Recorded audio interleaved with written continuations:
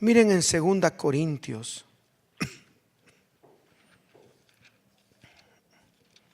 el capítulo 8.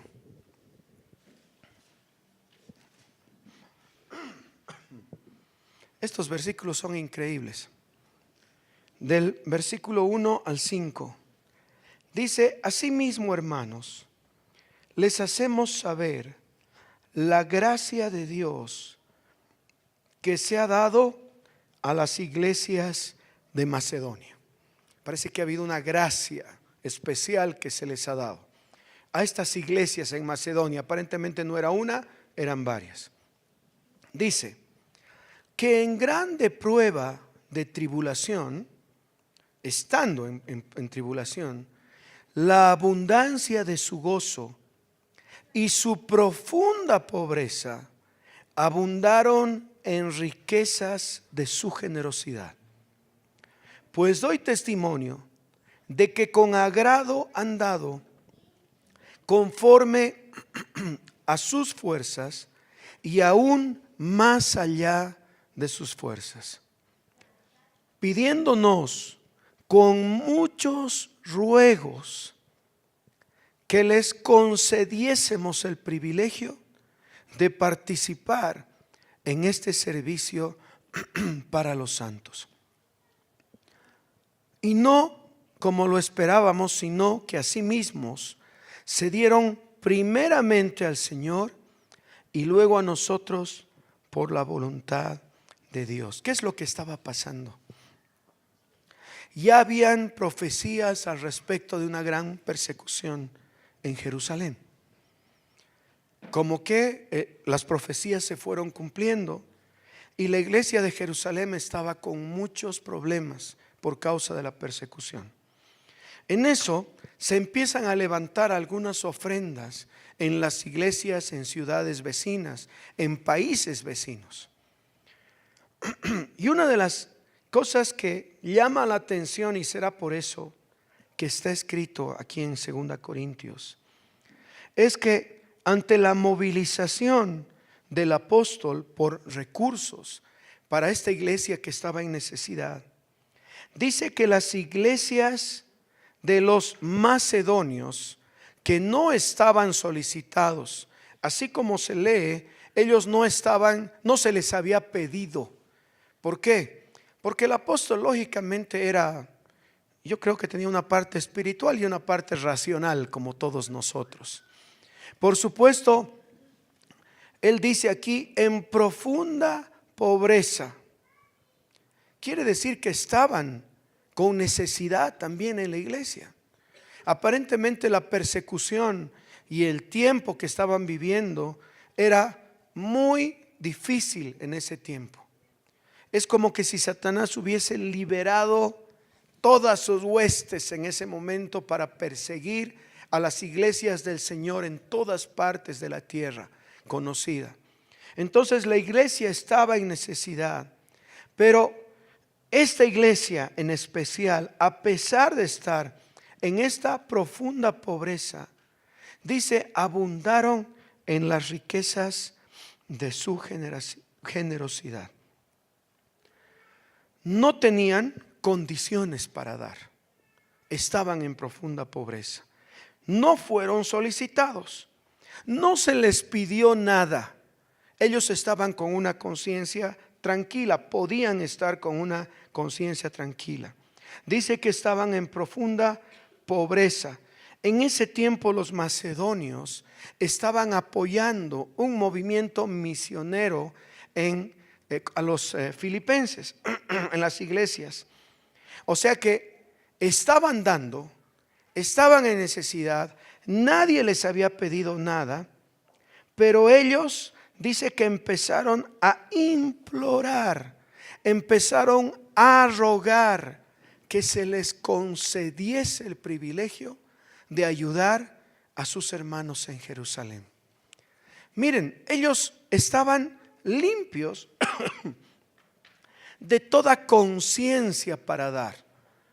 Ellos podrían decir, bueno, nosotros podemos quedarnos tranquilos, estamos apoyando a misiones en nuestra necesidad, estamos en profunda necesidad dentro de la iglesia. Nadie nos ha pedido porque todos están viendo la situación en la que vivimos. Sin embargo, dice que ellos abundaron en gozo a pesar de la prueba de tribulación que había sobre ellos, a pesar de una persecución que había sobre ellos, y pidiendo con muchos ruegos se les concediese el privilegio de participar en este servicio a los santos. Y luego el apóstol dice, y no como esperábamos, sino primero viendo sus propias vidas entregadas en el servicio al Señor, y después viendo cómo además en su escasez daban a aquellos que tenían la necesidad.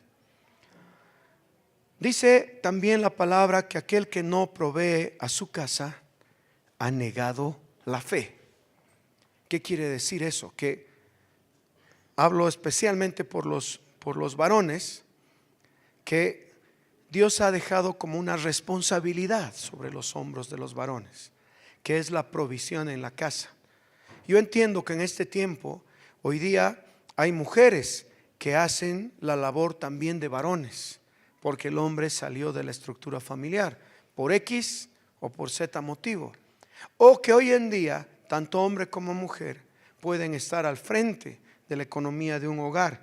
Pero la palabra dice, el que no provee para su casa ha negado la fe. Ahora, estos macedonios estaban negando la fe porque ellos estaban viviendo en necesidad. Pero de esa necesidad quisieron quitarse a sí mismos para dar a otros que estaban en mayor necesidad. Miren, aquí hay algo y hay un principio, y es que el dar, el apoyar, el traer una ofrenda, el traer un apoyo, tiene un elemento que es sacrificial. De hecho, la mujer, la viuda, cuando estaba trayendo sus 2 blancas, había un sacrificio que ella estaba haciendo, era todo lo que le quedaba. Cuando estos hombres macedonios, esta iglesia rogaba por ser parte de la gente que iba a apoyar a sus hermanos en Jerusalén, posiblemente ellos dijeron, de Jerusalén nos ha llegado la palabra. O sea, ¿cómo no podríamos ayudar a esa iglesia, a esos hermanos amados que entregaron sus vidas para que nosotros hoy día tengamos el testimonio de la palabra de Dios en nuestras vidas? Posiblemente pensaron así, o posiblemente dijeron, nosotros todavía tenemos 2 panes en la mesa y ellos no tienen ni uno, les vamos a dar un pan más. Sí conocían la palabra que no hay justo desamparado, sí la conocían. Y sí también sabían que a través de ellos Dios podría traer la provisión que necesitaba esa iglesia. Saben, a veces creo que en la iglesia del Señor nuestro mayor problema es que nosotros siempre siempre estamos intentando a través de palabras de motivación que la gente dé, porque es un principio en la Biblia, porque está escrito, cuando en realidad deberíamos estar llevando a la gente a entender que así como los macedonios deben darse por completo a la obra del Señor. Hay una diferencia ahí. Porque cuando tú entiendes que te tienes que dar por completo a la obra del Señor, entonces no estás viendo o no se está buscando lo que tienes que dar, sino se está buscando vidas comprometidas con el llamado de Dios a la iglesia hoy día. La iglesia del Señor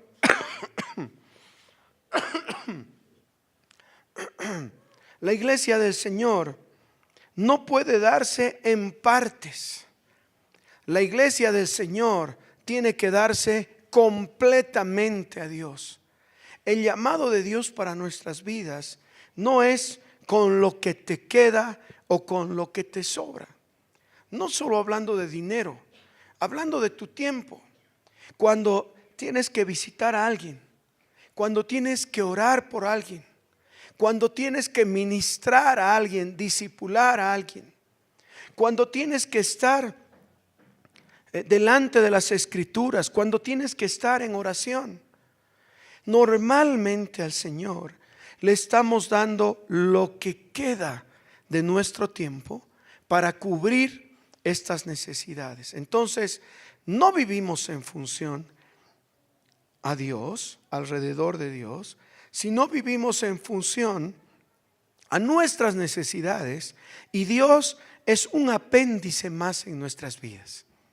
Y Dios es una partecita más en nuestras vidas que puede significar, puede ser simplemente un acallar nuestra conciencia, porque sabemos que Dios existe, porque sabemos que Dios es real. Pero realmente hay algo que debemos entender con respecto a este reino, y es que nuestras vidas tienen que girar en torno a Dios y en torno a este reino que ha venido a establecer nuestro Señor Jesús. Aparentemente eso entendieron estos de Macedonia, porque estaban dispuestos no solo a dar, sino ante el hecho de que no los estaban dejando dar, se pusieron a rogar: por favor, nos van a dejar dar.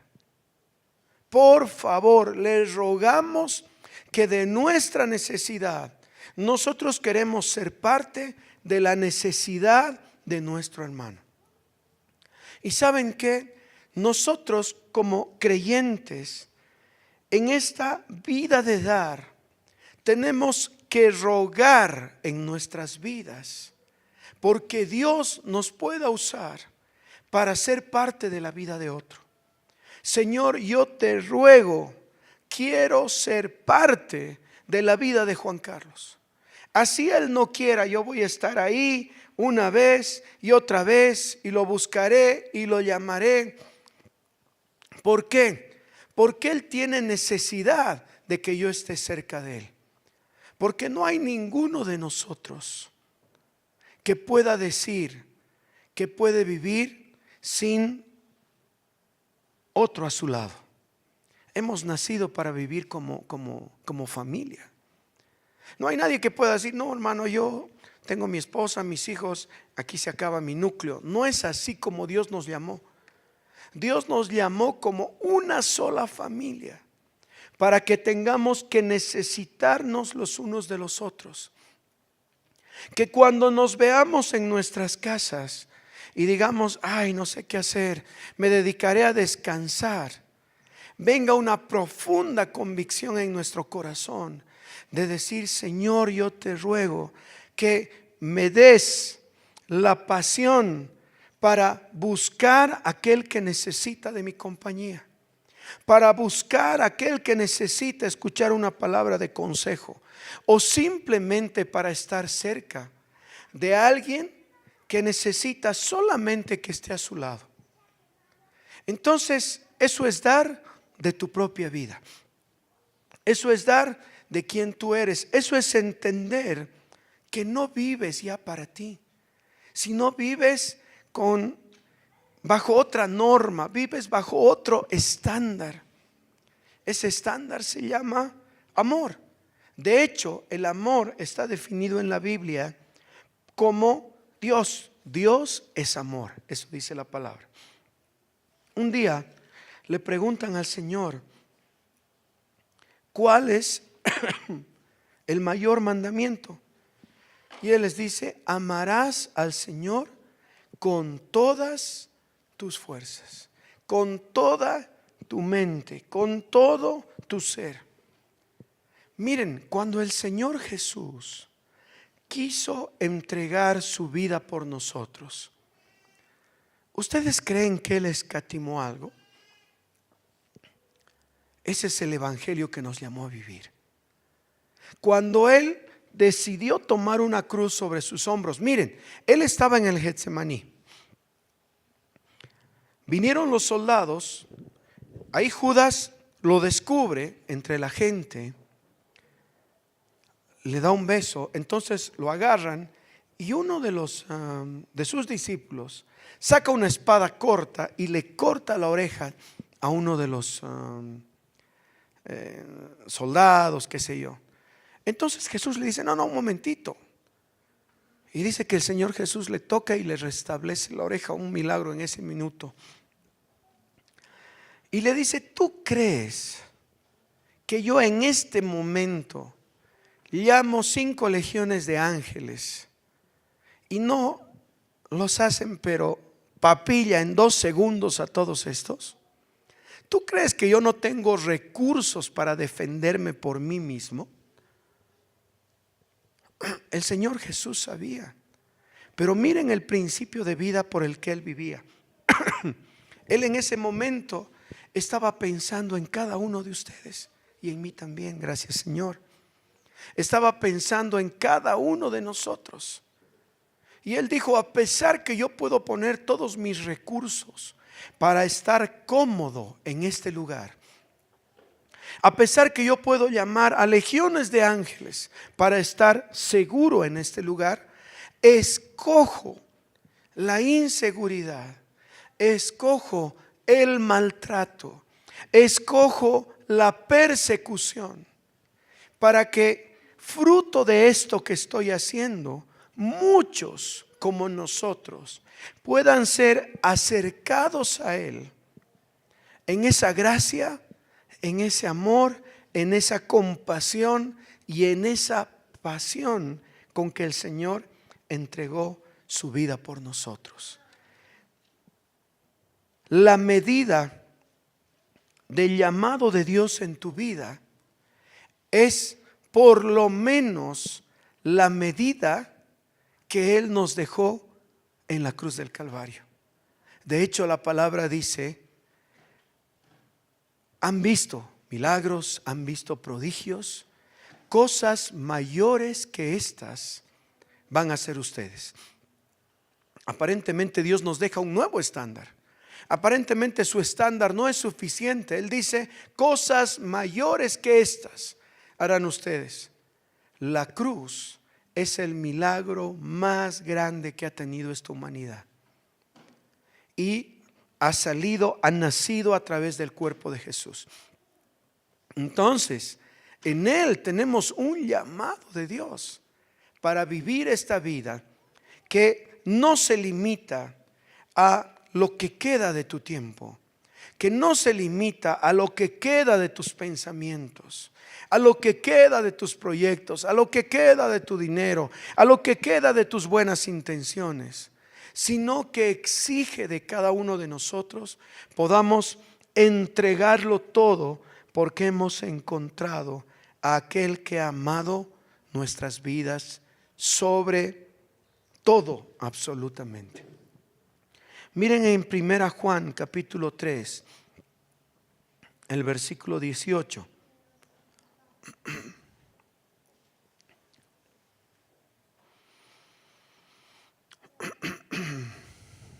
3:18, ¿dónde estamos?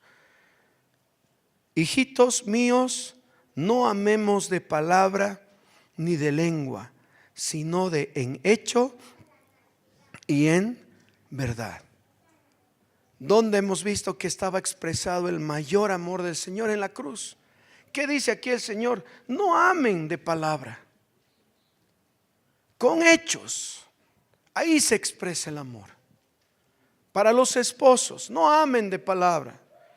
Dice, estadísticamente dicen algunos psicólogos seculares, que una mujer debería escuchar por lo menos unas 5 veces al día, ¿no? O más. ¿Más? Que ya, gracias. Deberían escuchar unas 5 veces de sus esposos que las aman. Pero si solo escuchan que las aman, pero son groseros, son irrespetuosos. Le dice, sí, te amo, pero es torpe con la otra persona. ¿Será que eso es suficiente? Por supuesto que no. Si dices, te amo, pero nunca tienes un detalle para esa persona que dices que amas, nunca estás disponible para esa persona que dices que amas, ¿será que realmente amas? ¿O solo será de boca? Como dice aquí en la palabra, hijitos míos, no amen de palabra. Aparentemente hay gente que es capaz de amar solo de palabra, boquitas dulces, ¿no? Pero en hechos no hay nada.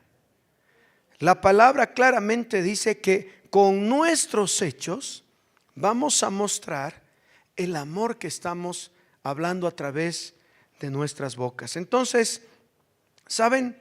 El entregar nuestras vidas y el vivir este principio que da sacrificialmente, así como la iglesia de Macedonia, tiene que ver con una de las expresiones más profundas en cuanto a su definición de amor. Tiene que ver con una de sus definiciones más exactas en cuanto a su definición de amor. Es sacrificial.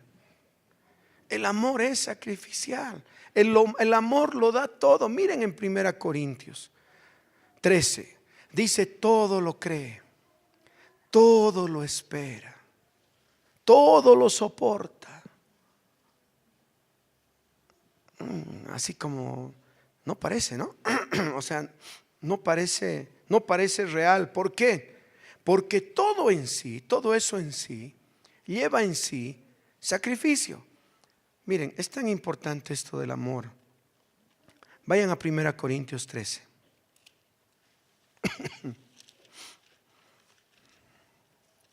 Capítulo 13.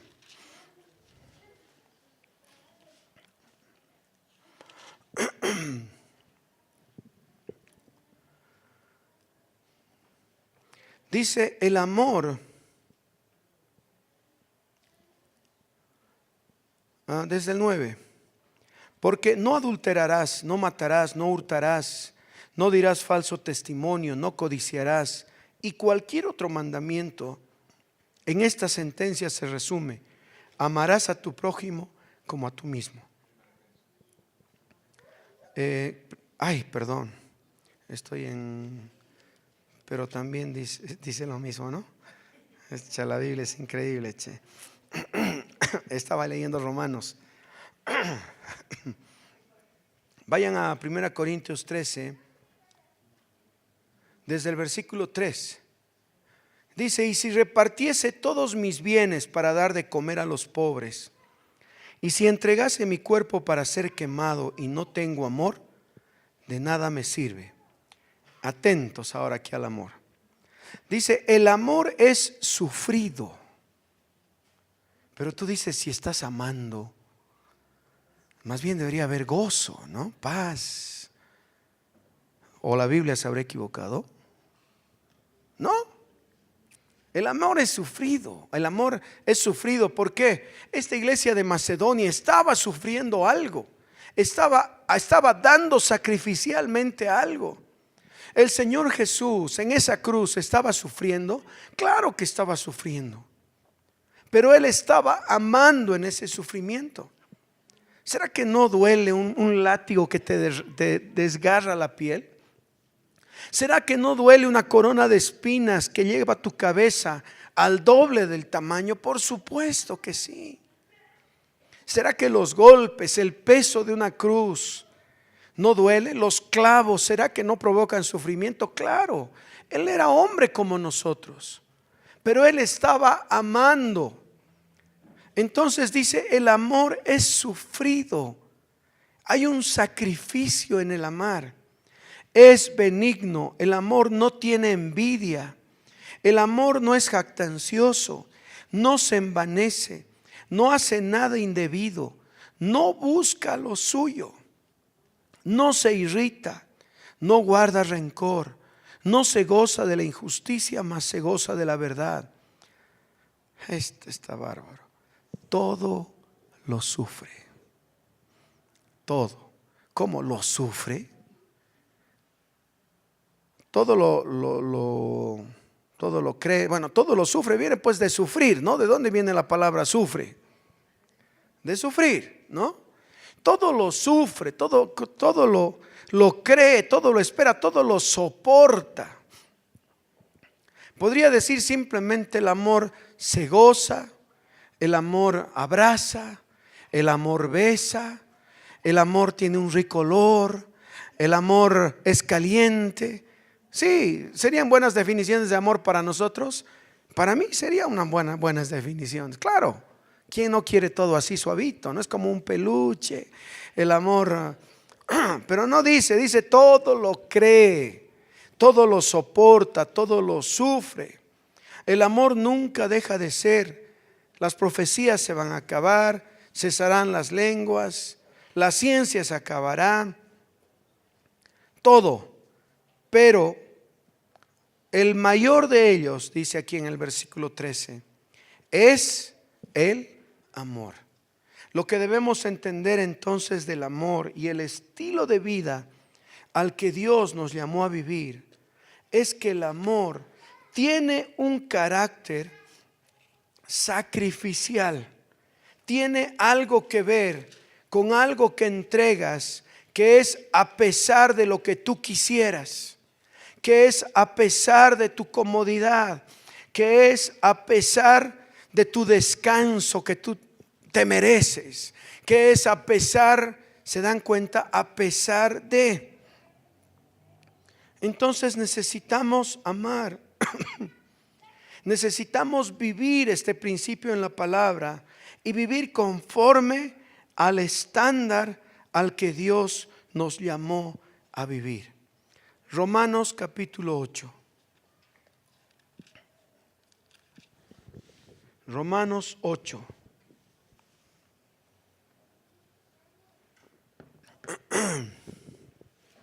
El versículo 36 dice: como está escrito, por causa de ti somos muertos todo el tiempo. Somos contados como ovejas de matadero. Listo, otro concepto ahí. Por causa de ti, estamos en Romanos 8:36. Somos muertos todo el tiempo. ¿Qué quiere decir eso? Que el amor lo entrega todo, inclusive hasta la muerte. El amor lo entrega todo, inclusive hasta la muerte. ¿Quién lo dijo? No lo dijo nadie, creo. Bueno, aquí el apóstol lo dijo, pero el Señor lo dijo sin palabras. Lo dijo en la cruz. Los amo tanto que consumado está. Ahora mi vida les pertenece. Miren, cuando el Señor murió en la cruz, ahí su vida nos empezó a pertenecer. Hasta antes la vida era de Él. Hasta antes la vida pertenecía a Dios en su Trinidad, en su poder. El momento que Él quiso morir por nosotros, el momento que dijo consumado es, y entregó su vida en un aliento profundo, en ese momento su vida nos vino a pertenecer. Ahora Él mismo no se pertenece a sí mismo, porque Él en una muestra de amor quiso entregar su vida a fin de pertenecernos, y por eso es que nosotros somos un especial tesoro para Él. Y al pertenecerlo, al pertenecernos Dios a nosotros, dice que Él vino a morar en nuestros corazones. Entonces el apóstol bien dice aquí: por causa tuya somos muertos todo el tiempo. Tenemos que vivir en nuestras vidas con una sentencia de muerte. ¿Por qué? Porque ya no nos pertenecemos a nosotros, pertenecemos a otros. En primer lugar al Señor y después a nuestros hermanos. Dice la palabra, amarás al Señor con todo tu corazón. Y el segundo mandamiento más importante es similar: amarás a tu prójimo como a ti mismo. Entonces ahora ya no te perteneces a ti, ahora le perteneces al Señor. Y en este morir todo el tiempo, es continuamente, ahora le perteneces a tus hermanos, tu servicio, tu amor, tu tiempo, lo que tú haces todo el tiempo, tu servicio en la iglesia del Señor. Por causa de ti somos muertos todo el tiempo. Somos contados como ovejas de matadero. Entonces el amor tiene, o el llamado de Dios en nuestras vidas va más allá de lo que podamos como racionalizar, porque Dios nos llamó a entregar, así como los macedonios, a vivir bajo el principio del amor, que lo da inclusive en su propia necesidad. ¿Será que un muerto tiene necesidad? Un muerto no tiene necesidades, está muerto. Entonces lo entrega todo. ¿Por qué? Porque estamos viviendo con esa sentencia de muerte en nuestras vidas. Miren en Marcos 8,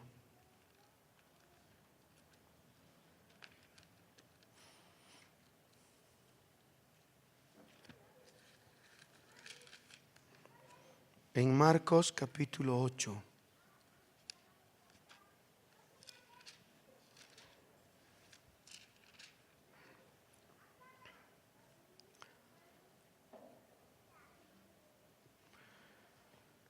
El versículo 34 dice: y llamando a la gente y sus discípulos les dijo el Señor Jesús: si alguno quiere venir en pos de mí, niéguese a sí mismo, tome su cruz y sígame.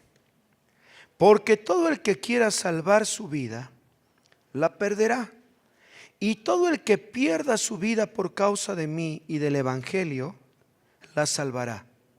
Porque ¿qué aprovechará al hombre si ganare todo el mundo y perdiere su alma? ¿O qué recompensa dará el hombre por su alma?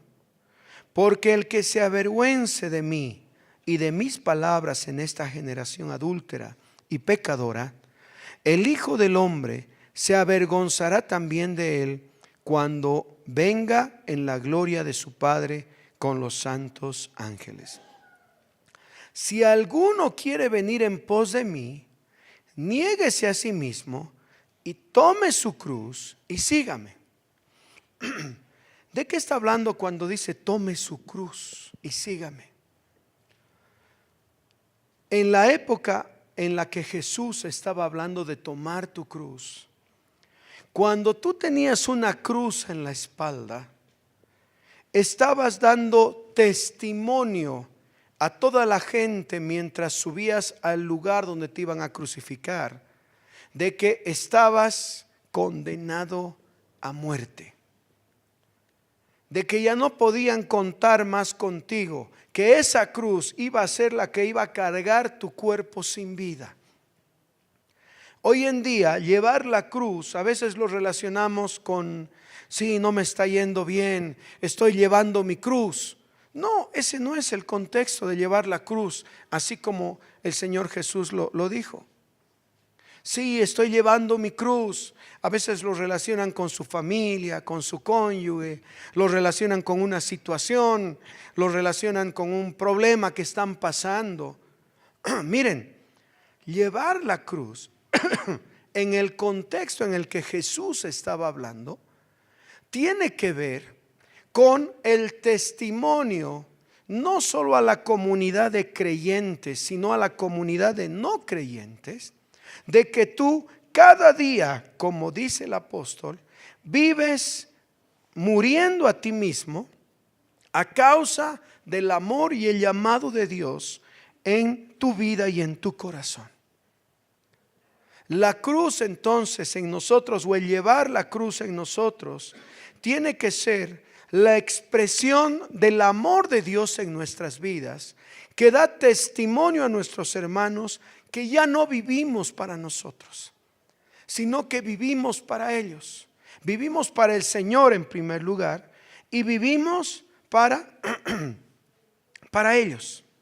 Vivimos para servirlos, vivimos para amarlos, vivimos para estar, para cuidarlos, vivimos. ¿Se dan cuenta cómo opera el amor? Aquí en Lucas 14.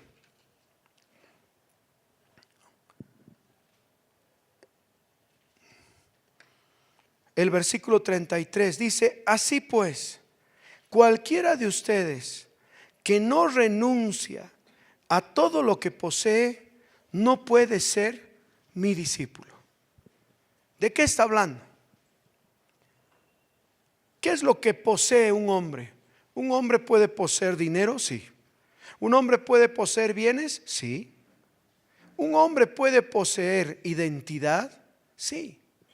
¿Un hombre puede poseer respeto ante la sociedad? Sí. ¿Un hombre qué más posee? No, como antes, ¿no? Se hacían los... un día, hablando con mi papi, había mucha gente que debía mucho dinero. Y le decíamos: papi, mira, hay documentos que no están bien realizados, no se puede cobrar. Me dice: hijo, no sé qué ha pasado. En estos últimos años todo ha cambiado. Porque me dice, antes venía un hombre, me decía: don Walter, esto yo le voy a pagar hasta el día 20. Me daba la mano, vivo o muerto, ese hombre venía y me pagaba. Porque el honor, la honorabilidad valían más que cualquier documento firmado. Y si no podía venir, no podía pagar, venía 2 o 3 días antes y me decía: don Walter, quiero pedirle disculpas porque en esa fecha no voy a poder, pero en esta fecha voy a venir y le voy a pagar lo que le debo. Dice: yo no sé por qué ahora hay que firmar tantos papeles. Antes todo se hacía, si alguien te daba la mano, prácticamente estaba comprometiendo su nombre, su persona, su honor con respecto a lo que estaba haciendo.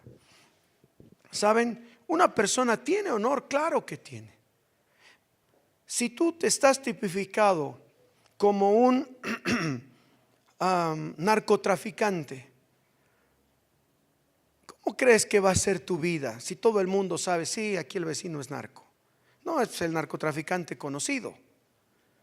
¿Será que alguien va a querer sentarse en tu mesa? No, ¿por qué? Porque todo el mundo va a decir: si me siento y me sacan una foto con este, estoy frito. Claro, sería natural una cosa así como esa. Entonces, aquí en el versículo 33 dice: así pues, cualquiera de ustedes que no renuncia a todo lo que posee, no puede ser mi discípulo. Está hablando de lo mismo.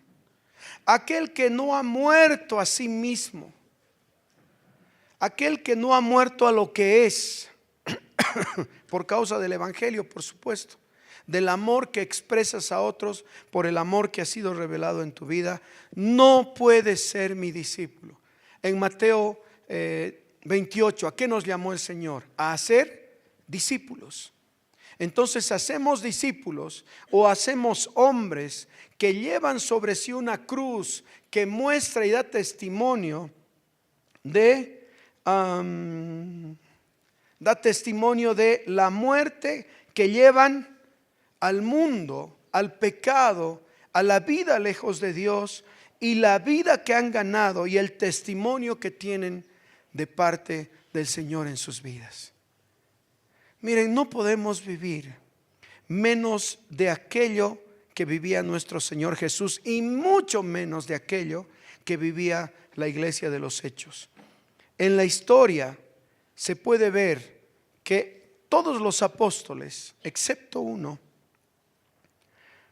entregaron sus vidas por el Señor como mártires, excepto uno, Juan, que dice que murió en la isla de Patmos.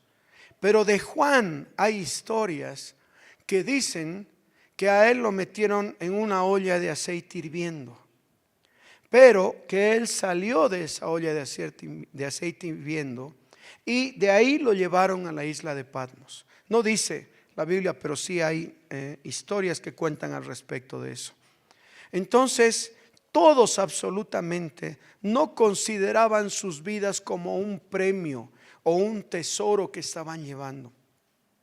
Lo que consideraban como un premio o un tesoro en sus vidas era el amor de Dios que habían abrazado y que ahora no solo lo hablaban a la humanidad, sino lo expresaban con sus hechos, entregando sus propias vidas por este evangelio, entregando sus propias vidas por este Jesús que los había traído a esta nueva esperanza, que les había traído esperanza porque no tenían esperanza, que les había traído la oportunidad y el saber que su vida no acababa ahí, sino que había un lugar además para ellos, un lugar de honra y un lugar de gloria, porque estaban escogiendo amar hasta la muerte a aquel que los había amado.